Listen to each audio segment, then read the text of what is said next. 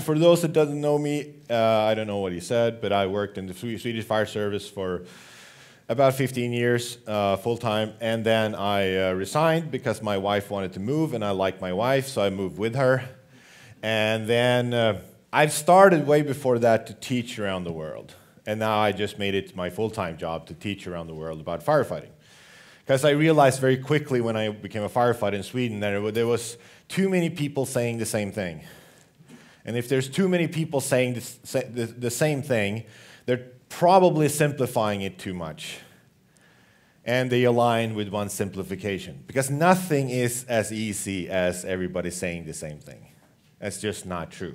So there had to be different opinions, different answers. And that led me down a very deep rabbit hole around the world. And I chose to talk about things I wish I knew when I went to my first fire, which is way more than I can fit in 1.5 hours, but I'll try things, and it's going to be my twist on it. One of the most important things that I was taught was when you have a rescue, you go inside and try to search for that person. Now, it felt pretty obvious that our first priority is to rescue people. That's why I joined the fire service. I wanted to be a hero. I'm a badass fire dragon slayer. I did not join to be the safest person on the planet. I joined because I wanted action. I wanted to search for people. I wanted to find them. I want to be a hero. There's nothing wrong with that. That's a pretty good reason to become a firefighter, I would say. But this anyway, I hope most people have seen it. If you haven't seen it, you're living under a rock, and you should probably look up again. I know you have a lot of rocks, so that's in Sweden we have trees instead. There's trees everywhere where I live. I know, it's a tall thing with green stuff on top. It's like a high bush. Anyway, this is a test that was done by UL. UL is like a testing company. So they did a test for insurance companies about how materials affect fire behavior. And this is a 1950s fire. So if we look at the fire compartment here, it's a whole house. The layout looks like sort of like a modern, in this case, American house, but it's not very much different. But the materials are cotton. It's real wood. I don't know. Yet again, I don't know if you've seen it, but it's very compact. It's not laminated from IKEA. It's real wood. It's cotton. It's the cushioning in the sofa is not synthetics. It's like feathers from birds and stuff like that. Tarpets or tapestry on the walls are water-based. They're cotton-based. Everything is like in the 50s. And we're going to see here, the fire's been going on in that sofa for 6-7 minutes. Nothing is really happening. It's a very slow progress because it's really hard to release fuel from natural materials. It takes a lot of energy to break it down, and the fuels you get, the smoke you get that can burn, contains not a lot of energy. So it's a very slow process. And we can see up here, there's a blue graph here. That's 21% of oxygen, and we can see that graph hasn't moved. That's up in the ceiling of that compartment. So the oxygen level is pretty much the same. We have the red graph in the bottom here. That's the temperature. The temperature hasn't really changed in the ceiling, and we see the green temperature. That's the carbon monoxide level. And carbon monoxide is a poisonous gas, but we also have hydrogen cyanide and other gases. But carbon monoxide is easy to measure. That's why scientists also use it. Hydrogen cyanide is very expensive and complicated, but they correlate a lot of times. So if you see that the carbon monoxide level go up, it typically means that the fire compartment is becoming more poisonous. We're getting up to 12 minutes. Now maybe the resident has realized there's a fire, called the fire brigade, and your grandfather maybe was on site somewhere here. There's good visibility. And my grandfather was taught, don't put the fire out, because if you put the fire out, everything gets worse. Because the fire acts as a light source. Well, good, you have a flashlight. Now you have that on your PPE. You have an electric flashlight, I hope. But anyway, it's a flashlight. But also, if you put the fire out now, it's going to not burn away all the toxic gases. It's not going to break down the fuel. So you're going to have a lot of smoke coming from the fire that actually makes it worse. Now we have a draft of oxygen coming in. Heavy air being pushed in by atmosphere goes to the fire and becomes hot air and goes out. If you put the fire out, it's going to get worse. Made perfect sense. And you can crawl around there and search for people. You can see that the oxygen level is pretty high. Pretty much no carbon monoxide is being formed. I put my beard in my mouth. Some of you have the option to do so. You can go a little bit further. You're a little bit more likely to rescue a person, a little bit more badass. If it was a 1950s fire, that is. Because basically what separated a firefighter back then from a bad one and a good one was how much smoke can you eat. Basically, how much could your eyes be ridden and how much snot you can push out and how uncomfortable you can be. Because look again, we basically have no carbon monoxide. It's not really a poisonous atmosphere. It's just really uncomfortable. Then after a while, this fire starts to die down. We start to see that some of the oxygen goes down. Nothing near being a problem to breathe in. We can breathe down to 7 or 8% oxygen and still survive as human beings. The fire goes out way before the oxygen concentration goes out. So we have a good atmosphere, basically, in terms of oxygen.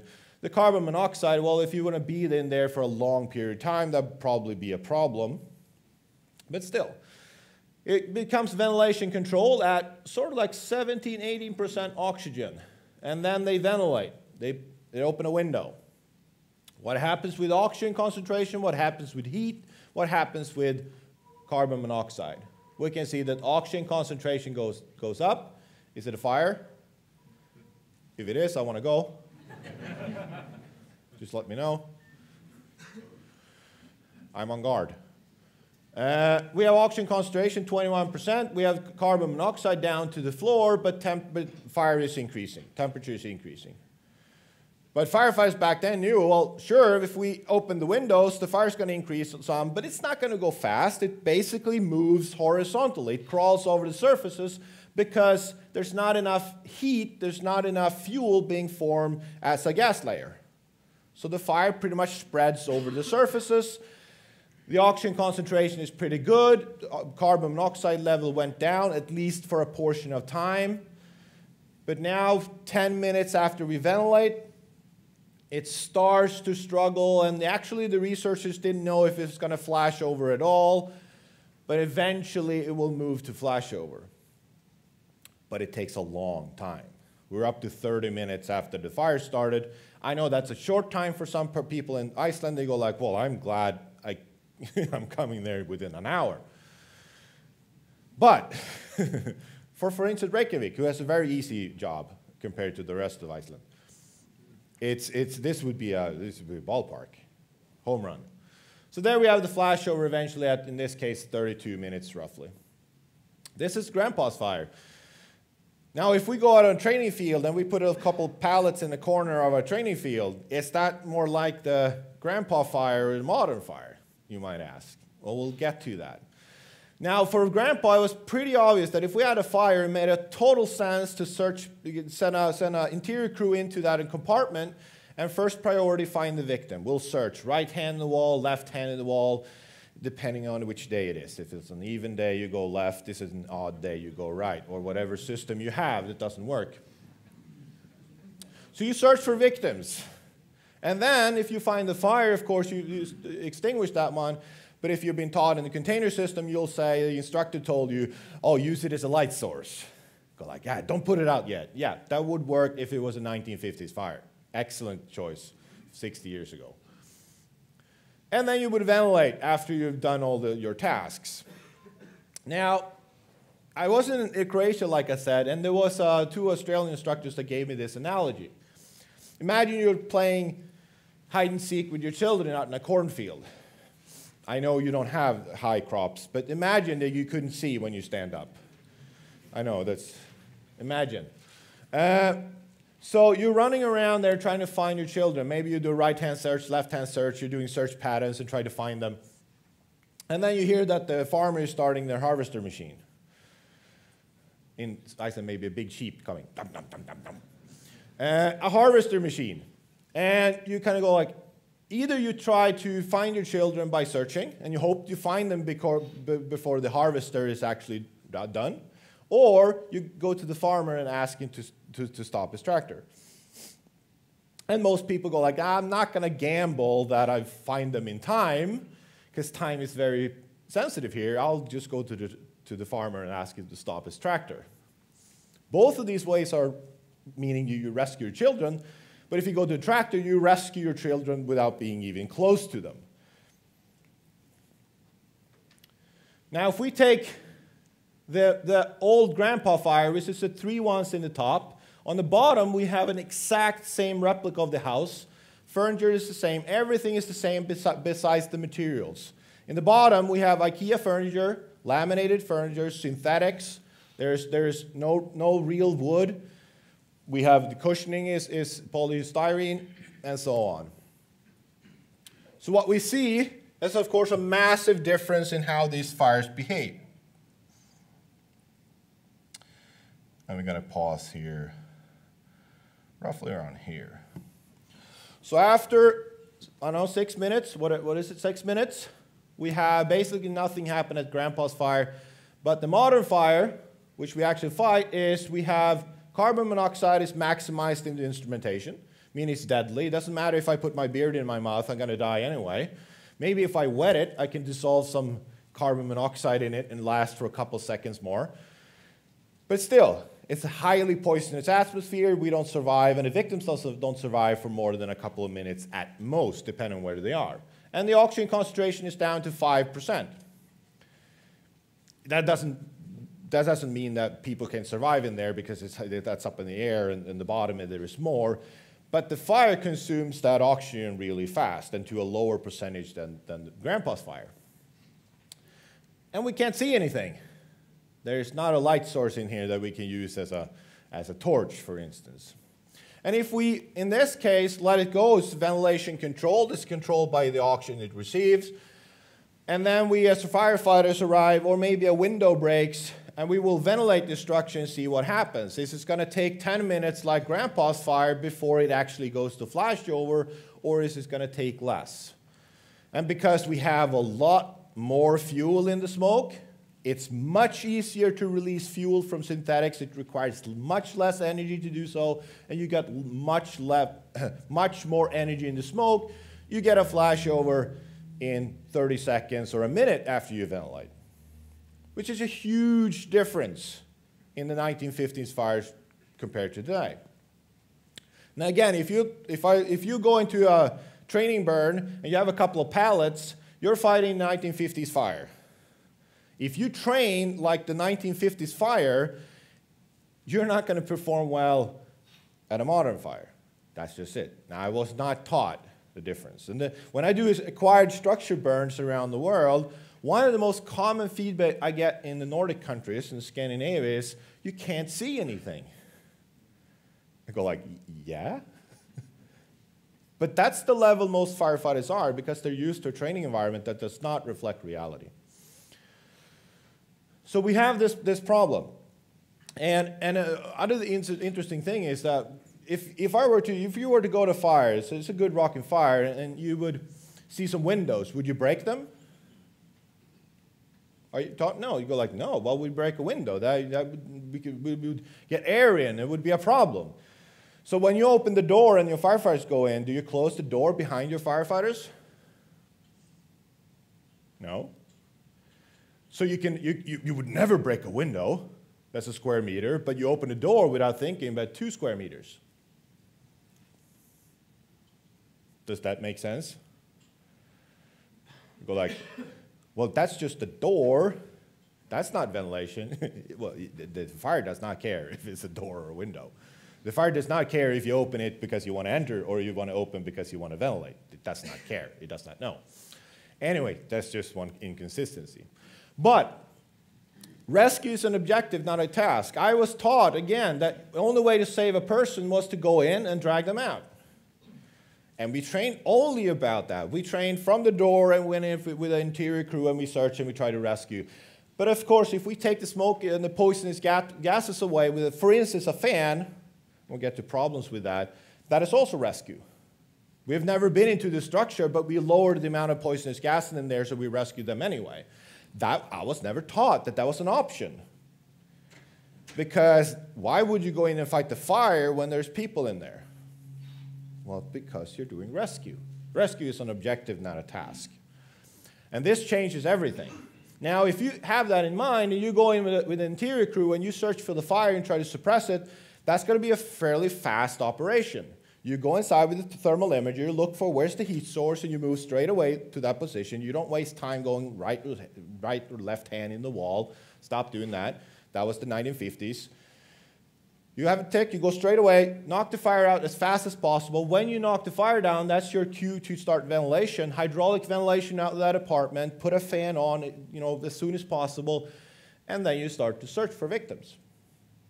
Whatever victims you will find earlier, but you also have, they've been lying in an atmosphere that probably was a lot better because you started lowering poisonous gases inside that house. Okay? Well, that leads us to this conclusion. Exterior fire attack might save lives faster compared to interior fire attacks. Meaning, if I arrive to a fire and I can see the fire on the outside, if I knock the fire down on the outside, that might be the fastest way for me to get water on the fire. And if I get water on the fire, again, I can ventilate, maybe before I even got into the structure, and then I can search for victims, and I can do that the fastest amount of time because I get more visibility and we get a less poisonous atmosphere. Now, I was never taught that. We never trained on that. Actually, if it was a civilian, they would show up at a fire and they would put water in through the window and they would suppress the fire. If the fire service came there, we would go through the front door and we would be way slower. That's just the reality. I was taught out of common sense in the fire service. Now we'll get to the exterior attack more about the things inside. But this is important. Even if we realize that, well, maybe not all fires can be fought from the outside. Absolutely not. Maybe not all fires that we go interiorly, it's best to go straight to the fire and then ventilate. Absolutely. But it's an option, at least, to do that. Then it changes everything because none of our training buildings was even built to handle ventilation. It was like it was built to do interior attack. That's it. And if you only practice interior attack, guess what? The only thing you're going to do is interior attack, regardless of what the PowerPoint says. Now, a broken stream or a fog, I don't know, what do you call it in Icelandic? What's a fog? Ubi. Udi. An Udi. Excellent. Now, if I take an Udi and I hold it beside the candle, we can see that there is a negative force on that Udi, on the backside. We can drag stuff to it. That's the force we use when we do hydraulic ventilation or Udi ventilation. Now, if I'm in a fire, in this case, these are our Norwegian colleagues. I understand we have a common enemy, which is good, and I think we should use our forces combined to at least beat them in skiing or something else not important because they have more money. Anyway, so we do hydraulic ventilation. These are our Norwegian colleagues practicing our hydraulic ventilation. Fantastic tool. If you get into the fire compartment, knock the fire down, do hydraulic ventilation at least 30 seconds before you start the search because that will lower amount you get better visibility, but it also primarily lower the amount of toxic gases in there, which will increase our potential to rescue people. Now, a broken stream from the outside make the situation worse.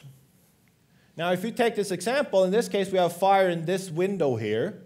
That's the stairway going up to the apartment. That's the door into the fire compartment where they put a dummy. This is the test from South Korea. Thank you, South Korea, for doing tests for us. There's a broken stream. Basically, it's a straight stream that breaks up into droplets. It breaks up into an Udi.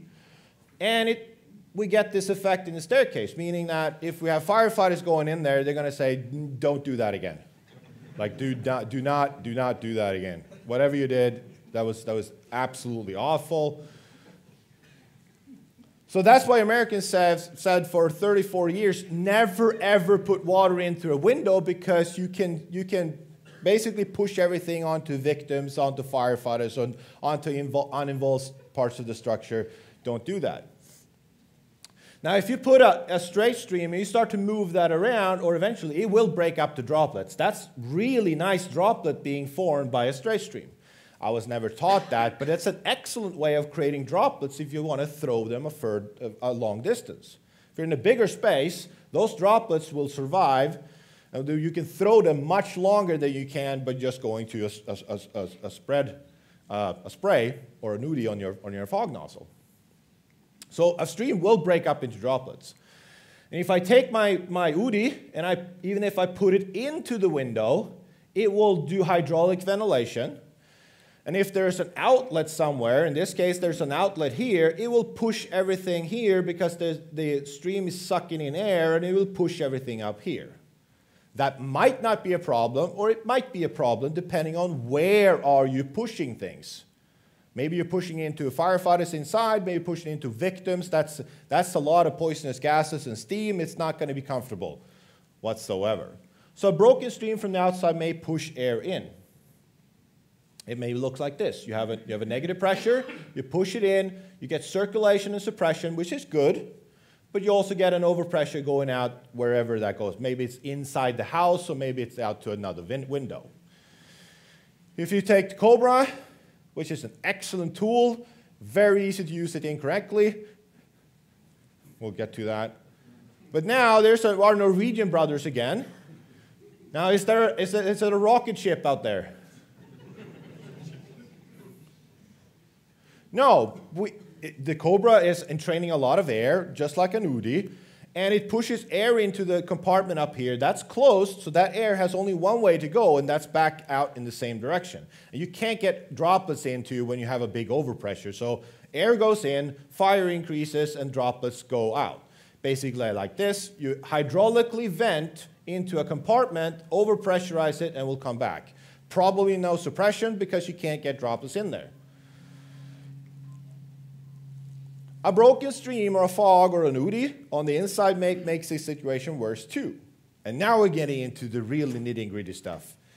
Because I was taught that the broken stream or the fog or the UDI, that's like the best thing you can ever see. That's the sliced bread of firefighting. So this is from our brothers in Germany. They're doing a demonstration for the public. You can learn about this because this is an excellent demonstration to get more money. So there's a fire, they start to pulse with a spray because they've been taught if you see flames or smoke, you should pulse to cool them down. If you're not successful with that, you pulse some more, maybe longer pulses because you need more water. And if that doesn't work, you will eventually go to a continuous fog. You will continuously flow. Now, is this getting better or worse? And I don't know, now we have a politician here, the president. I think that the minimum requirement for the fire service, this is not going to be easy, but it should get better when we arrive, not worse. That's the minimum requirement. Rule number one, it should get better when the fire service arrives. And sadly, that's not the case. But it's only the fire service that knows this. Because nobody else knows what we're doing. We call it in Sweden, we call it a protected workshop. Basically, nobody else understands us, so we can do basically whatever we like. So anyway, a broken stream. This is a fog pressurizing this compartment. And again, as a demonstration for the public, this is excellent because they're going to go, ooh, they're heroes, they're badass, let's give them more money. As a way of operating, this is not very good at all because we are hydraulically ventilating into the compartment. We're pushing air in. If we push air in, it's going to come back at us. But now if I put myself and I draw a box here and I say that this is the hallway, they're sitting in the hallway and they're moving into the bedroom that's on fire, we're doing the exact same thing. And I find it very, very strange because I've sat as an instructor for many years and taught hydraulic ventilation. I've taught gas cooling with a fog, a lot of times continuous flow if there's a lot of burning. I never connected the dots. What if I hydraulically vent inside the building? Is that going to cause a problem? Yes, it will, because everything inside that bedroom is going to come back at you. Now, if I do this, and we have some smoke down here at the bottom.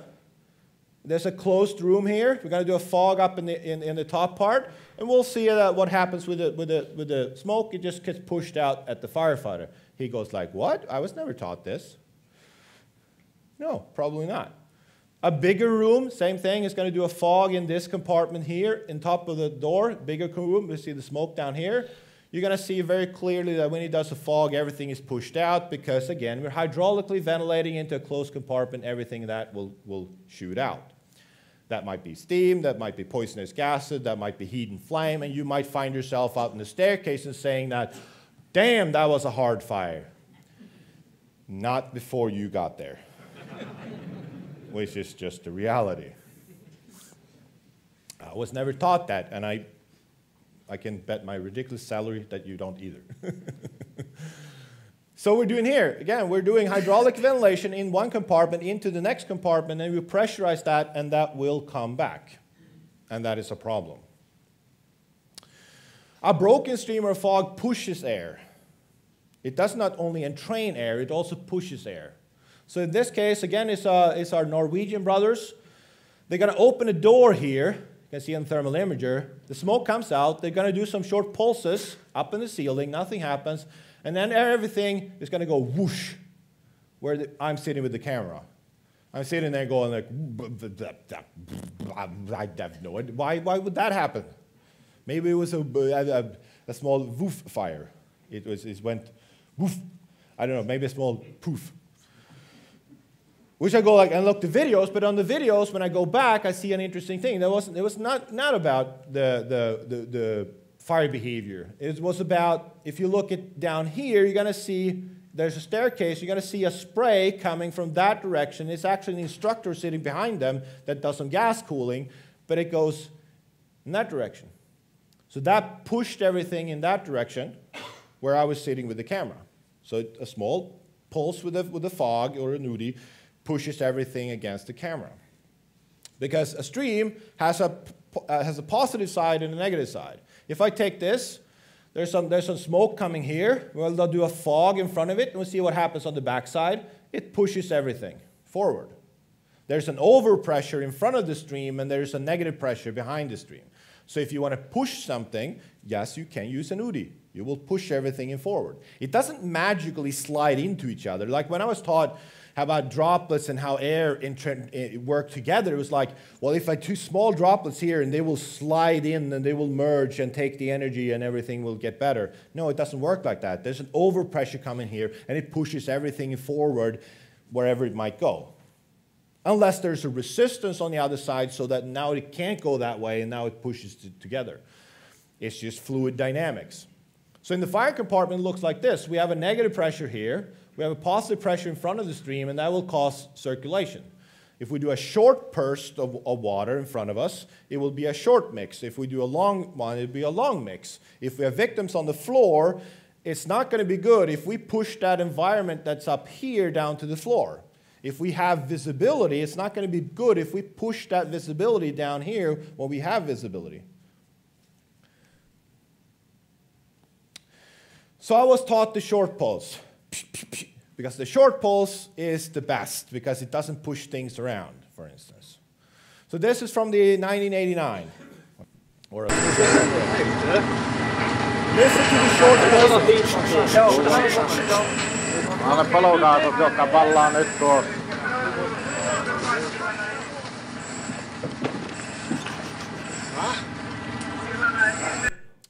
So that's Swedish fire instructors in Finland trying to teach them to use the fog fighter back in '89. It was when the offensive firefighting on offensive firefighting. Offensive firefighting, that's something else.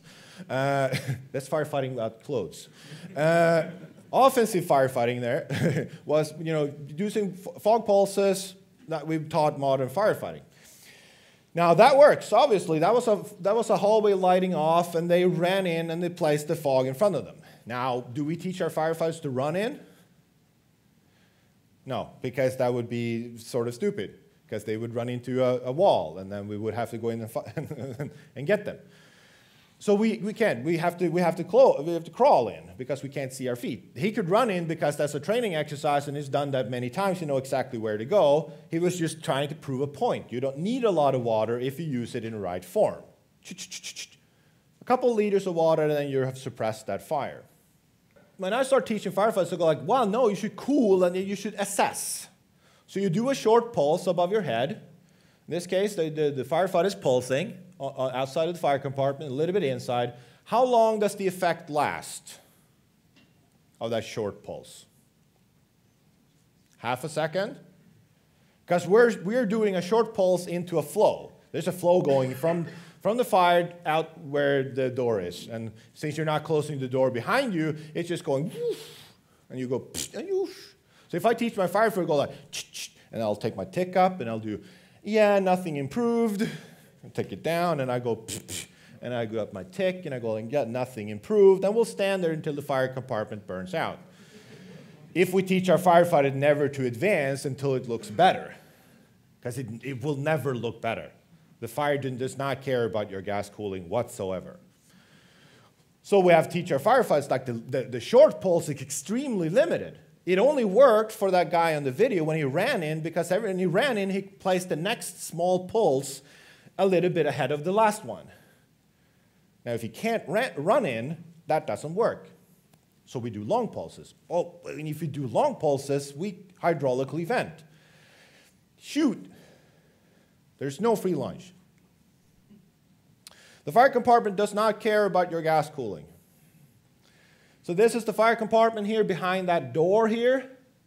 The firefighters enter here, and they're going to gas cool. Now, you can debate if that's good gas cooling or bad gas cooling. I would say pretty good, because I've seen firefighters, and most of them are terrible, absolutely awful at cooling gases in reality. Does the fire compartment care about the gas cooling? It couldn't care less.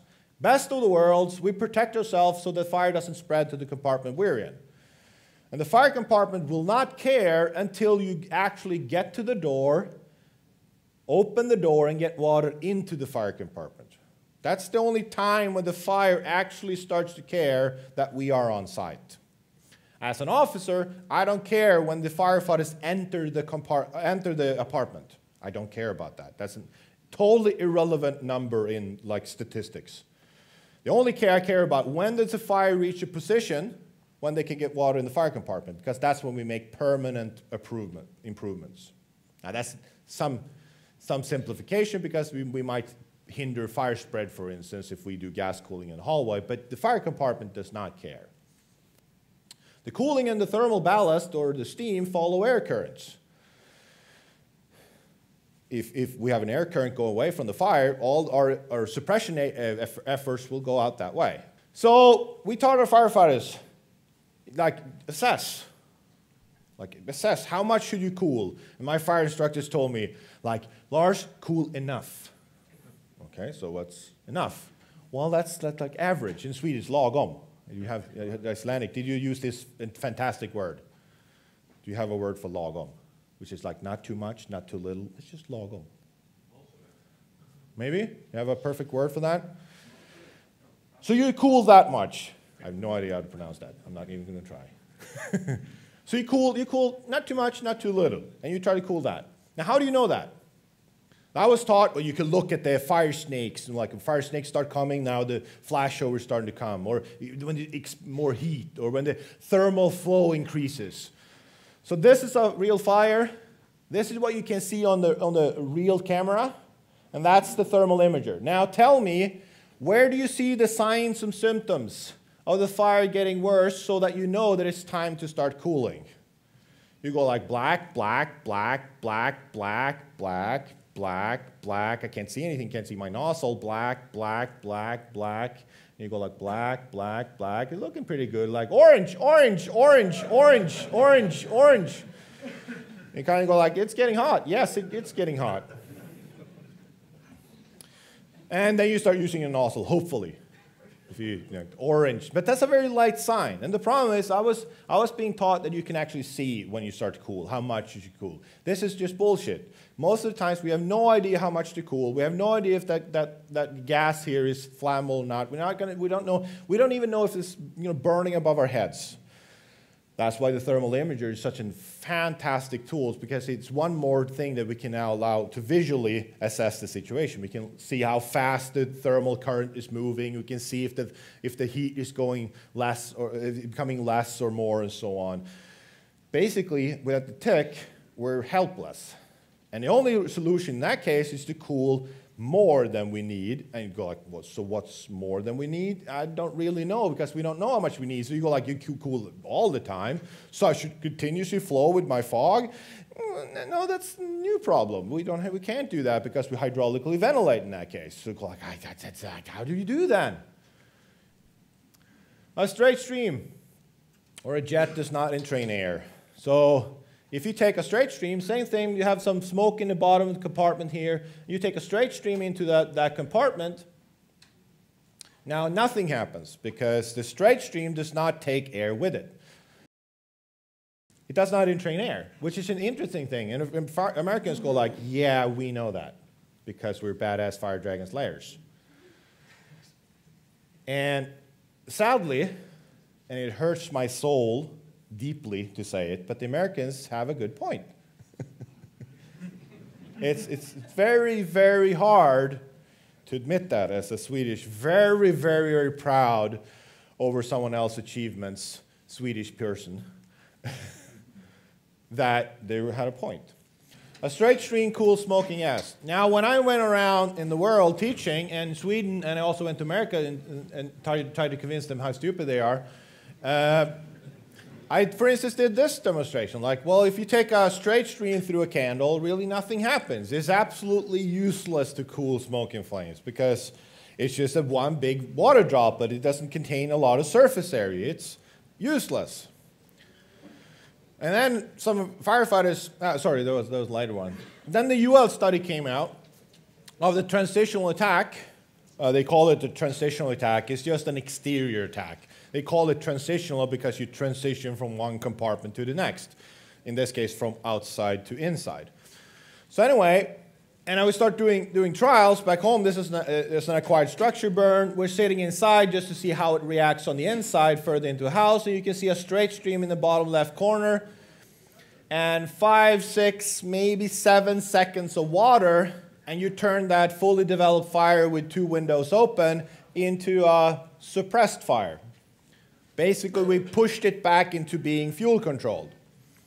Now, if you would have said to me 10 years ago, especially 15 years ago, if you take a straight stream and you put it outside, up through the window, into the ceiling, it's going to be a wet spot on the ceiling, heavy droplets falling to the floor, and a wet floor, and absolutely nothing happens with the fire. It's absolutely useless. Now, it would have been nice if someone in Sweden just tried that before they said it. Because obviously, it's very effective. So I kind of go like, well, yeah, that looks sense. There's a ton of research on it that makes sense. I've tried it. And they're like, this works. If you do a straight stream from outside, it suppresses the compartment. And I was like, good, let's implement that. That seems like a good idea to do training on. Because we didn't train at all at exterior attacks. Again, we started at the front door and we went in. We trained interior attacks. That's all we trained. But the thing is, which is one of those curious things, took me several years before I started thinking about, well, if it works from the outside, it probably works from the inside. Like, yeah? Like the fire doesn't know that, like, oh, now you're spraying water with the straight stream from the outside. Now it's going to work, but now from the inside, no, not at all. Not gonna anything. A straight stream jet is broken down to smaller droplets when it hits objects. I mean, we don't know exactly because there's not enough research on actually, but if you take a straight stream, in this case from the outside, and put it on the window frame or in the ceiling here, it will of course break into droplets when it hits an object. Now, how small those water droplets are depend on how that stream hits and whatever it hits and so on. And we generally don't know. But what we do know is that it's enough. They're small enough to get a good suppression. Okay? If the Americans teach gas cooling or advancing to the fire compartment, they just have a straight stream and whip it around everywhere, and that creates obviously a tremendous amount of droplets. And I just thought, why would you use a straight stream to create droplets when you can just go to a fog and create droplets? But again, if you go to a fog, you're hydraulically ventilating, which is a problem. Now, a straight stream jet pushes air when it turns into a broken stream. So if we take the same example here, that we have smoke up here, we're going to do a straight stream, and you will see that it also pushes the smoke, and we'll get to why this is important, when it breaks up into a fog. So it breaks up into a fog in the ceiling, and that pushes the smoke. It pushes it forward because it creates an overpressure in front of that. And a straight stream entrains air when it turns into a broken stream or a fog. Now, it also has a negative place, but it's a huge difference because the negative place is where the fog is creating, which is the ceiling. That's where the smoke is going. That's the negative pressure, so the smoke is being sucked up to the ceiling instead of being pushed, in this case, out of the room, which I would say is a huge improvement. The straight stream, again, if you take it into now you're aiming for the door sill, and you get an even more effective fog, but nothing is being pushed out to the firefighter because the air is not being taken from the other compartment, it's taken from the fire compartment. It's a circulation. Basically, this is the difference. The air or the fog is being pushed in, creates an overpressure, it's going to come out, while the straight stream just causes circulations within the fire compartment. And this is a huge difference. We're creating a fog down here, so that circulates the air, so all the smoke will rotate back into the stream. A straight stream pushes air in front of a fog being created, and it draws air where it hits an object. So if you have a fire compartment, it will bounce off all magical things. You will have a negative pressure here, positive pressure here. If it bounces into the door frame, it will have a negative pressure here, positive pressure here, and cause circulation. And reality is that when you advance with a fog in the hallway, you're not affecting the fire compartment whatsoever. Nothing happens if you look at graphs and research. But if you advance through with a straight stream in the hallway, you will start to have a positive effect on the fire compartment as soon as you get into that hallway, because you're getting water and suppression into that fire compartment. The bottom line is that American firefighters are suppressing the fire way earlier than a typical European firefighter, which is a good thing. It's safer, it's more effective. And when the Americans started showing me videos like this when I was in America, saying, well, your smoothbore sucks. And they go like, okay, so this is bad? Fire in the hallway, lights off, and there's a smoothbore going on, and 2 seconds later the fire is out. You see that negative force, everything is being pushed forward, all the smoke and toxic acids. They ask me like, is this bad, Lars? I go, it has to be. I don't really know why, but it has to be bad somehow. So this is from our Norwegian brothers again. Now if we have a fire compartment in here, that's where the firefighter is sitting, flames shooting out, and they start to pulse with their nozzle. They can, of course, make their environment safe. They do pulses. When they have to do more, if they have a tick, they can be more precise because they can see when they need to pulse more. But this firefighter starts to advance, doing short pulses. You can see this, the heat comes back. They do some pulsations. The heat goes down. The heat comes back. They do some pulsations. So they keep this hallway from turning into flames. And they make the advance into the fire compartment in front of them. And when they reach the fire compartment and get some water into the fire compartment, now you're going to see a permanent improvement. And when I look at this and I apply my 10-year-old benchmark for what good is, I would say that this is an excellent way of attacking the fire because they're safe, meaning they make sure it doesn't ignite. They make the advance. I mean, they're effective. They make the advance into the fire compartment and put it out, and they're very efficient. There's no water on the floor. They use very little water. That's very good benchmarks for how you judge a successful attack. And then I saw this video from an American guy called Jay Bonifield from exterior house burn. So that's a hallway. You can see the fire coming from a hallway. The fire's in a compartment further into the left. And we're going to see a straight stream hits the ceiling. And what I want you to look at is where that flow goes. That flow, as soon as it turns the stream away, flow comes back. But as soon as that stream goes in that direction, the flow never returns.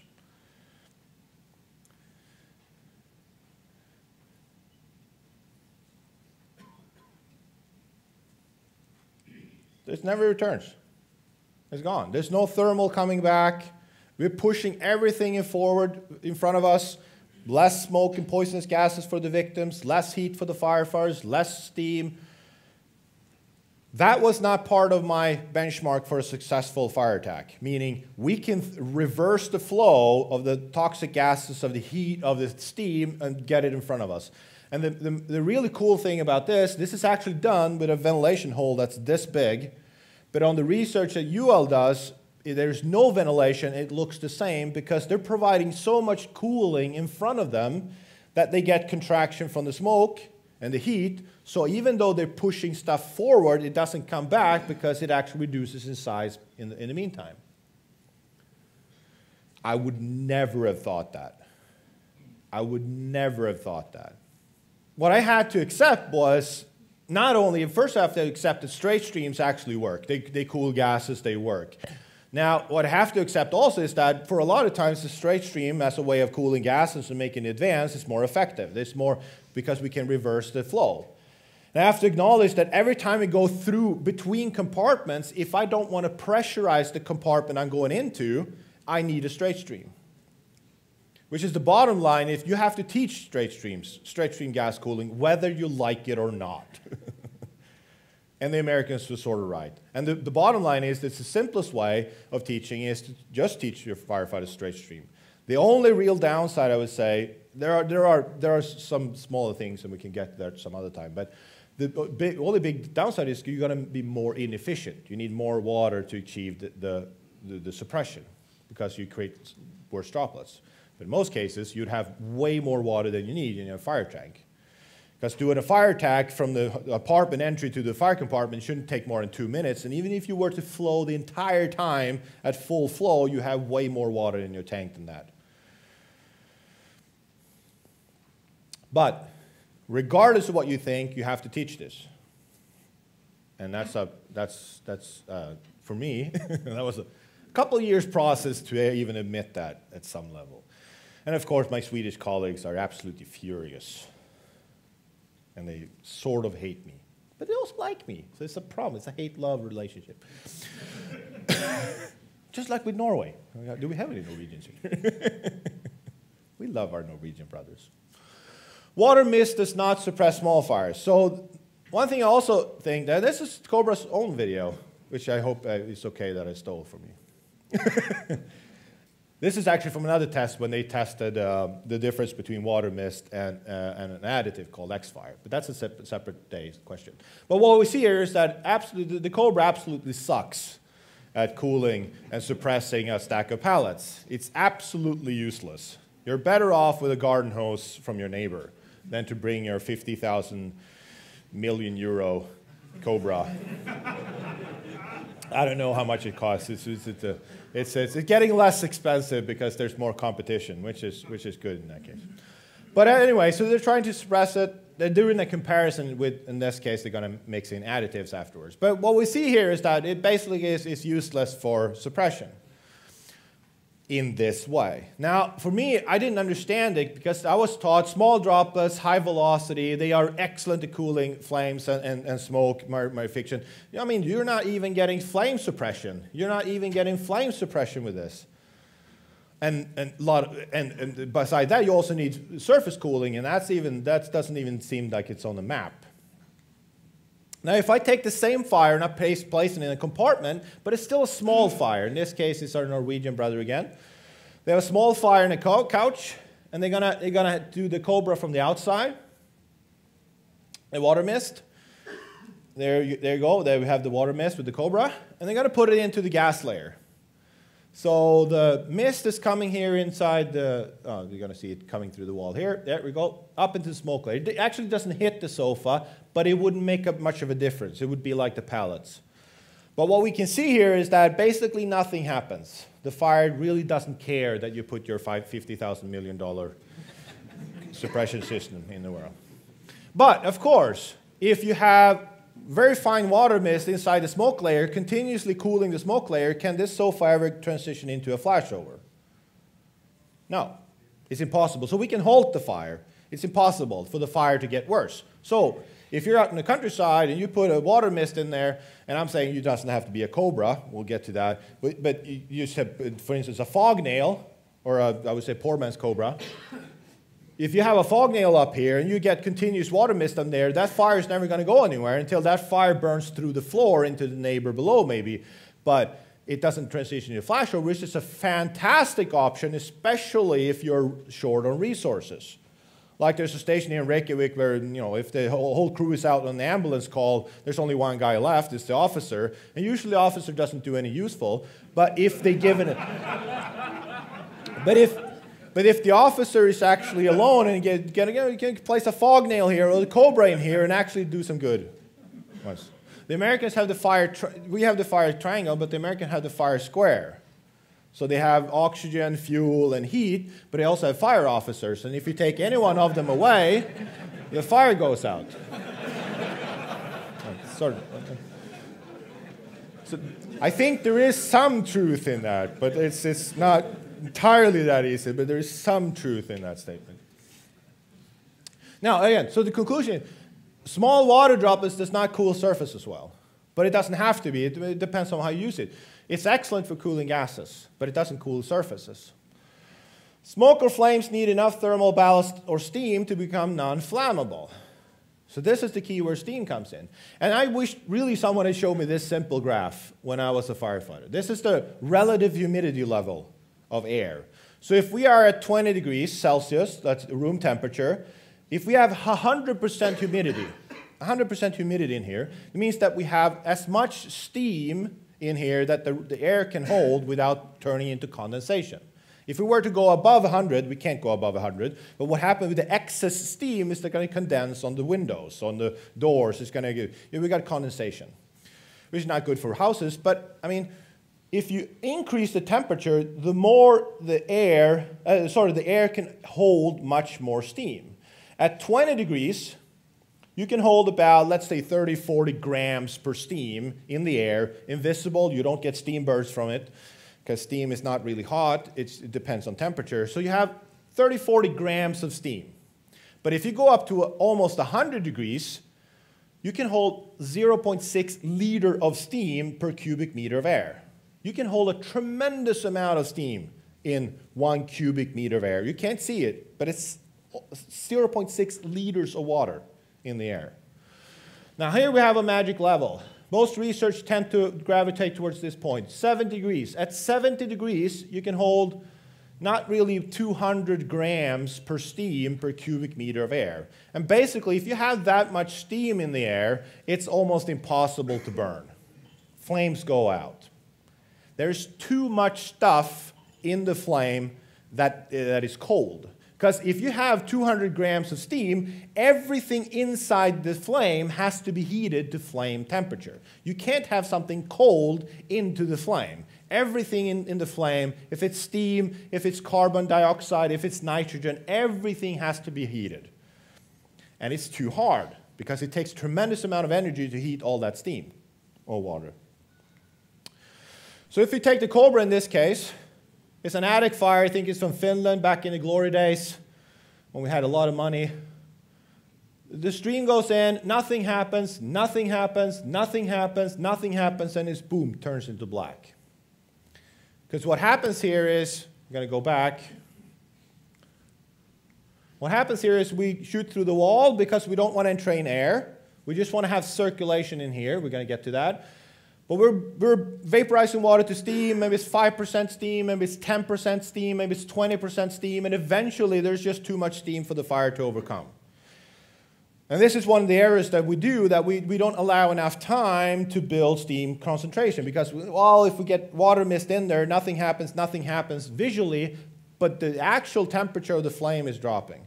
And eventually the flame gets too cold and it goes out. It's just a matter of time. If we have a hole that steam can go out of, it's just a matter of, can we create more steam that it's going out? If we create more steam than it's going out, it's just a matter of time before we win. So this is a fire, a training fire. This is a big barn outside of a town in Sweden. The fire department here is shooting with the Cobra from the gable end here. We can see 3 windows open, and now we've been shooting for like 20 seconds before the video starts. It's about 40 seconds they've used the Cobra in here, and now we're starting to get suppression. We're building necessary steam concentration. And the same tool that couldn't extinguish a stack of pallets on the outside can now suppress a whole barn with 3 windows open, a big volume. That's 60 liters per minute for 40 seconds. That's so let's say, simplified, let's say it's 50 liters of water. How much water do you have on your fire truck where you work? Sorry, I put you on the spot. So it's about 1 million liters. No, but in comparison, it's a lot of water. Let's say it's 1,500, 2,000, 2,500 liters. I don't know, roughly in that range, typically fire departments. So how many minutes can you flow the Cobra on that one? And if you can put out I'm not going to, you're going to go math, maybe went to school, I just forgot about the, no, it's a test. No, but this is a very big space. If I can put out that space, I'm not extinguishing it. There's going to be fires in here. I have to go inside. You can never put out a fire. I would say never, that's not the case, but pretty much never put out a fire from the exterior, regardless of your tool. You have to go in there and start, bashing around and tearing things down and overhaul. But you've suppressed that fire with 50 liters. And if you have a fire tank that's 1,500 liters, I ask you, what are you doing with the rest if you run out? How big of a fire do you need to be able to use 1,500 liters and not get suppression? Like if you use 1,500 liters on an apartment fire, you go like, where did you put it? Because obviously it was not in the same compartment as the fire, because it would have gone out. I'm not saying firefighting is easy. Absolutely not. There are many practical problems. But what we do have to realize that if we put the right stuff in the right place, it doesn't take a lot of water. That's just basic physics. Now, I was also taught that droplets turn. Droplets don't turn, but steam and smoke does. Now, I was taught that if you put the Cobra in, for instance, could be the fog nail, doesn't really matter in that case, because if you put droplets here where the camera is, there's no droplets, at least no droplets that are visible on the camera and so on. So basically, whatever droplet size you're creating here, and the Cobra creates very, very small droplets, they don't like fly around and hit the camera here. Now, a Cobra salesman is very good at making demonstrations about how far the droplets go, and they're useless. Because it's not about the droplets going anywhere. This is a small test. In this case, is the fog nail coming from here. You're going to see it pushes the smoke, but it also is going to suck in the smoke. So it will cause a turbulation here. It will cause a circulation of the smoke. No difference with the Cobra. So it's not the droplets that should travel here where the camera are and cool down the smoke. It's the smoke that should circulate back into the stream. We're hydraulically ventilating into the compartment, but we're getting a circulation. So we're basically getting, again, smoke going back into the stream. And that cools it down. So if you place your fog nail or your Cobra, you place it in a way that you go like, how can I make this space turn around?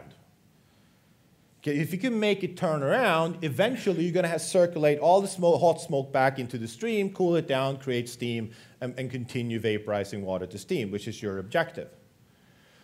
And the difference between the Cobra and the fog nail is that the fog nail can handle an apartment-sized room without a problem, a bigger size, but the Cobra can handle much, much larger rooms because it creates a lot more drag. It creates a lot more turbulence. It creates a lot more air injection. So the Cobra can stir a huge room with the smoke, while the fog nail can only stir smaller spaces. But that's how you think about it as a commander. How can I stir this space around? And for instance, like when I was taught the Cobra, I wasn't taught this, but that's how we used it. For instance, if we had two Cobras, we put them on the gable end on the same side, which is absolutely wrong. If you have a square compartment, you put them like this, so that they will turn. That one will push everything there, and that one will push everything there, and they will work together to cause this turbulation, this current going around the fire compartment. It's often more important to protect the staircase compared to extinguishing the fire compartment. So that was also one thing. We were taught, and we weren't really taught that, but it was an indirect result of our training. We went for the fire, or we went to search for victims. And if there's an apartment fire, we went to search for victims in the apartment. We really didn't care about the staircase, for instance, that much. Now, in Germany, they have a smoke blocker. There was a German guy 15 years ago who said, well, I don't like the smoke coming out of the staircase, so I'll put a smoke curtain, basically a fire blanket, and I'll keep that in the staircase. So if there's a rocking fire in the fire apartment, in the apartment, you can see the smoke behind the curtain here. But if I block the top part of the doorway, I don't get smoke coming back. Because the funny thing is, he was trying to make with positive pressure. He was trying to pressurize the staircase with a fan, which doesn't work that well. Because if you have an open fire compartment and you put a fan in the staircase, I was taught that if you put a fan in the staircase, let's say it produces 50 Pascal, and the fire, let's say, produces 30 pascals, very small pressures, but anyway, then 50 pascals in the staircase is higher than 30 pascal in the fire compartment. Now the fire can't come out. And the engineers are very good at calculating this, or at least was, until it didn't work. And then, because now it should come back, but it still comes back. Eventually, it always comes back. In reality, the smoke always comes back because the fire takes the 50 Pascal, and now you have 50 Pascal in the fire compartment because, you can't have a higher pressure in the staircase if it's open into the fire compartment. And the fire will take the 50 Pascal, and that will be atmospheric pressure for the fire, and then will build from that. So now you have relatively 80 Pascal in the fire compartment and 50 in the staircase. Point is being, you can't pressurize a staircase unless you have the fire compartment half or mostly closed, so that there's a pressure differentials between the outside and the inside. But what the German fire commander did, he just placed this one in the top part of the door where you have the highest overpressure relatively, and if you just block that, now you can get a smoke-free staircase, maybe even without the fan. And I was like, when I saw this, of course, no German has ever done anything good, so I thought that was just a thing that you would sell to us. The fire service is stupid, so we'll buy everything. And I said, well, why you buy that? Because we can just solve it, because in Sweden we have the door firefighter that sits on the doorway and he closes the door against the hose line to what we think achieve the same thing. But we don't. Because in the doorway, there's always going to be a gap in the top part here because you can't close it for the hose line, so smoke is going to pour out in the staircase.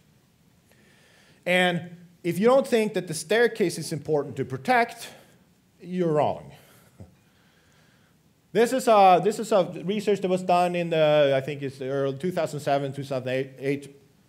There was a fire in an apartment where 7 people died in the staircase in Sweden. And the scientists made a study that looked at what is the soot concentrations out in the staircase during that burn.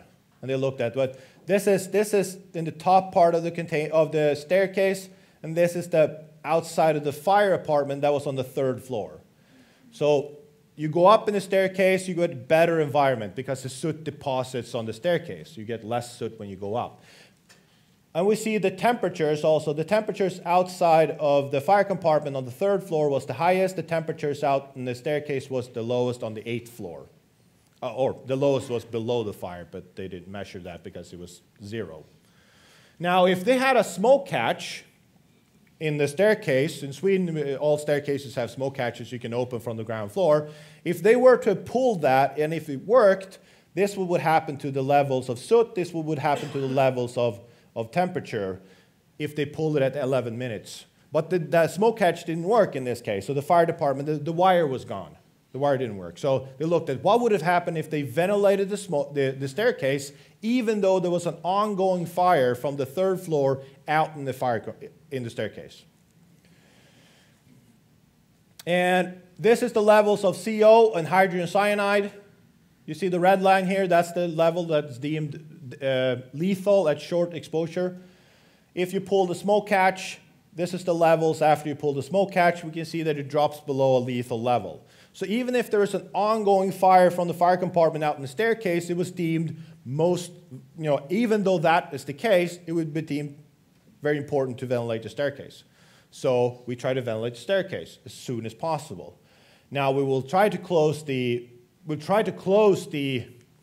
fire compartment as soon as possible to get rid of that smoke coming out, but we will ventilate before we even close the door. And the smoke curtain is a very valuable tool to doing that. Speed is often more important than power, for instance. If we look at this, let's say you go right to a fire, the fire blowing out of the window again. Imagine if the officer took a fire extinguisher and did some useful thing instead of just walking around and observing the fire. They can put a dry chem in there and actually do something about the fire. When I rode as an officer in Sweden, I got a small truck. I didn't get any suppression agent. And I went to fire and I went, yes, there's a fire. I hope you will be here very soon because there's a fire. I will talk about what we'll do when you get here because there's a lot of fire. Just have a dry chem and you can do something about it. Now, we forgot about dry chems, just a portable dry chem extinguisher in Sweden because we had the rule that you have to have a hose line with you. So we forgot about the dry chems. But the dry chems is a fantastic tool, and half of the fires that Finland firefighters respond to is suppressed by portable fire extinguishers. It's a fantastic tool. In this case, it's a trial. Basically, if you see the fire operator aims at the bottom of the flame. If you give that to a firefighter, they will aim at the flames up here. It will follow flames and out. You have to aim for the bottom of the flame, the source of the flame, the base of the flame. It says on the extinguisher that nobody reads. But this is better rough. If there was 2 windows open, you would still suppress it with a single fire dry chem extinguisher. That's a fantastic tool. And in Sweden, we also add the dry chem nail. So basically, every truck almost now have a dry chem nail, which is a dry chem fog nail. So this is a dry chem nail. It's a fog nail for dry chem. Imagine there's a first responder coming, drilling a hole through the window frame, not the wall, just through the window frame, pushing the dry chem in, and you're going to see the dry chem is going to twirl around the dry, maybe call it powder, dry powder extinguisher. The powder is going to twirl around here and cause suppression and cooling and so on. And that could be the fantastic first action, running up the staircase with a dry chem extinguisher instead of waiting for getting hose line deployed. If you're in Reykjavik and you have a lot of resources, I guarantee you're faster with a dry chem than you are with a hose line in place. But especially when we're talking first responders out in the countryside, a dry chem and a dry chem nail is a very powerful combination of doing suppression. It's not going to extinguish the fire, it's just going to suppress it and delay it. Hello, Lars. Hi. How do you attack a fire inside of a ship with your methods? It depends on where. It's a big question. But yeah, if it is a ship, I would try. For instance, the Cobra is a fantastic tool because it's very hard to drill through metal with a drill. It's possible, but the Cobra is a fantastic tool. I would generally try to isolate it as much as possible and then suppress it from the outside with water mist, for instance. Because water mist, especially if it's metal surfaces, metal transmits energy for a long time. It's very easy to vaporize water when you have metal. It's not as easy at all at a house, which means that at a house, it's very critical that you get the water mist into the fire compartment, very close to the heat source, because you need hot surfaces to vaporize water. It's much easier at a ship to create water mist, or steam, sorry, create steam, because you have hot surfaces. So I would, if there's nobody to save in there, I would definitely isolate and get water mist there, and I would just keep it there for half an hour. Just go for water mist from different angles and get excited, and just let it sit there. It's not going anywhere. And if there's people inside, now that's a whole different ball game. I would probably go in with American style, as straight stream, flow as much water as possible, because the more water you flow, the less the temperature goes up and it doesn't turn to steam. Because if you do an interior attack, you have 2 options. You either use Solid water, you don't even hit the surfaces, which is very, very hard. And I guarantee most of you here suck at your nozzle, because you're average firefighters, and the average firefighter doesn't train with your nozzle unless it's good visibility and you can see it. So that's just the reality, which means you will create a ton of steam and it will be highly uncomfortable to go in there. I will go in the straight stream flow, as much water as possible to overcool the surfaces as fast as possible so it doesn't turn to steam. Now, I would do that for an interior attack, but my primary choice would absolutely be isolate and cool it from the outside. Sorry. I was just wondering about your thoughts on 1.7. Oh, now we're getting into, so you want the official answer of the Swedish government? You want me to give the official answer? Foam sucks. That's the official answer, which is not true. I mean, first it's a broader question, it's about foam. And foam is not all equal. But in Sweden, we have now this is recorded and I don't really care, but we have a guy in charge in Sweden who's in response. He's a senior devicer expert, he's basically an idiot. And he thinks that foam is bad for everything, which is not true. It's only bad if you use it incorrectly, like if we put a lot of PFAS in the ground and we contaminate the soil and so on. Now, all foams are inherently bad if we put them out in nature. It doesn't matter if it's an environmentally friendly foam. But that is a one-sided argument because, of course, if we extinguish something, it might be better for the environment if we extinguish it than if we let it up in the air.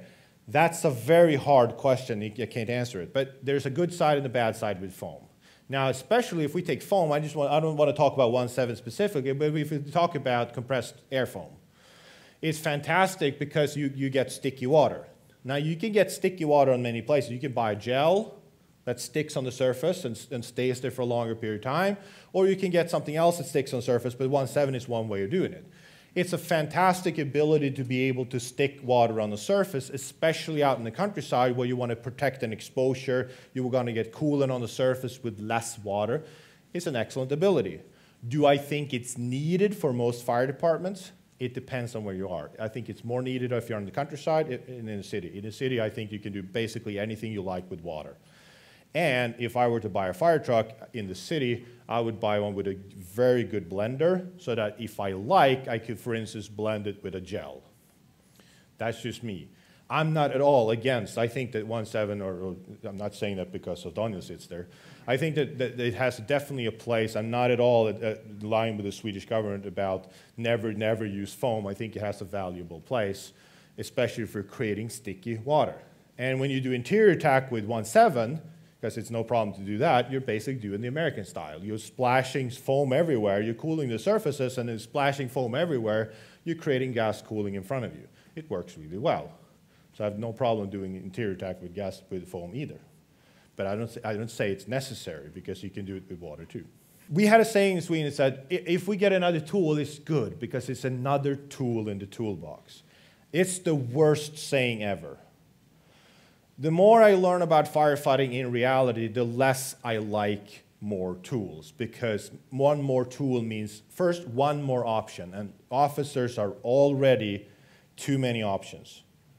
We get funneled down, and when we get too many options, we go for the default one. We don't, because there's too many options to choose between. So the more options we have, we tend to go with the default one, which is, in our case, is the interior attack. Damn it, I have too little time to think, just go inside here and I'll think afterwards if that was the good choice. That is basically what happens at most fires as an officer, and it's the same when I went to fires. I go like, I don't have enough time to actually process the information correctly. The other thing is that, of course, for the firefighters that's going to use all those options you have, they have to learn another system. And we tend to get worse and worse in each of the systems because we don't get more training if we get another tool. We just split it on more things. So if we split it on more things, we just tend to be a little bit worse on every tool. So we get less good with our nozzle, we get less good on fans, because now we have to teach another tool, which is not a good thing. So when Reykjavik bought the new trucks, I hope they supply extra training, not divide the training you already have into more tools, because you will probably get just less good at everything. And that's the most expensive and the hardest problem to solve. Software, not hardware. If you want to reach me, I'm at that website. Or Facebook, friend me. Thank you very much.